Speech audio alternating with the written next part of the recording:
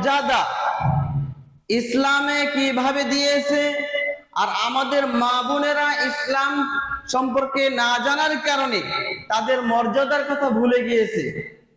ভুলে গিয়ে তারা রাস্তাঘাটে বাজারে হাটে মন যেভাবে চায় সেভাবে চলাফেরা করছে।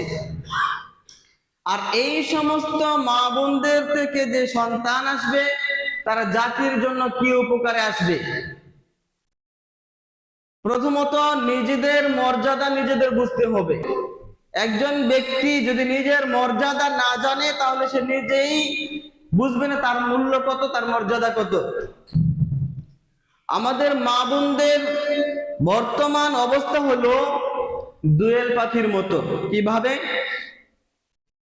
আমাদের বাংলাদেশের জাতীয় পাখির নাম কি? দোয়েল পাখি। এই পাখি কি এটা জানে দেশে যে এই দেশের একটা জাতীয় পাখি হয়ে বসে আছে? জানে না। না জানার কারণে সে ময়লাতে খাবার খুঁজে, সে যেখানে সেখানে যেভাবে সেভাবে পড়ে থাকে।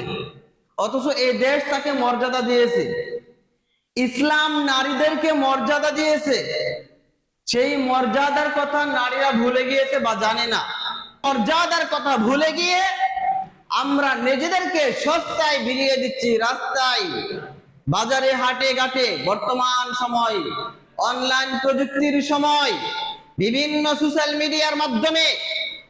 একটা সময় এমন ছিল যারা বেশি টাকাওয়ালা রাজা বাদশাহ তারা গরিব অসহায় মেয়েদেরকে এনে নাচাতো। কিন্তু দুর্ভাগ্যজনক ভাবে এখন এমন সময় হয়েছে যে প্রভাবশালী মেয়েরা, সম্ভ্রান্ত পরিবারের মেয়েরা, তাদেরকে নাচাতে হয় না, নিজেরাই মিডিয়ার সামনে, সোশ্যাল মিডিয়ার সামনে নিজেকে সস্তায় বিলিয়ে দিচ্ছে। টিকটকের মাধ্যমে, লাইকের মাধ্যমে, এমনি ভাবে ফেসবুক, তারপরে হচ্ছে ইউটিউব, এইসব সোশ্যাল মিডিয়ার মাধ্যমে নিজেরাই নিজেদেরকে প্রদর্শন করছে সামান্য কিছু মানুষের লাইক, কমেন্ট, সামান্য কিছু অর্থের বিনিময়ে। অথচ একটা সময় এমন ছিল সম্ভ্রান্ত পরিবারের মেয়েদেরকে কেউ দেখতে পেত না। যাদেরকে নিয়ে নাচাতো গাওয়াতো তারা ওই রকম ভালো মেয়ে ছিল না।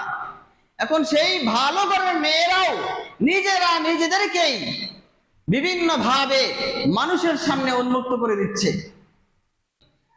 একটা মেয়েকে বিবাহ দেওয়ার সময় ইসলাম বলছে দেনমোহর দিয়ে নিতে হবে, কিন্তু সেই ইসলামের বিধান সঠিকভাবে না জানার কারণে উল্টো মেয়ের সাথে আরো যেটা দিয়ে দিতে হয় সেটার নাম কি?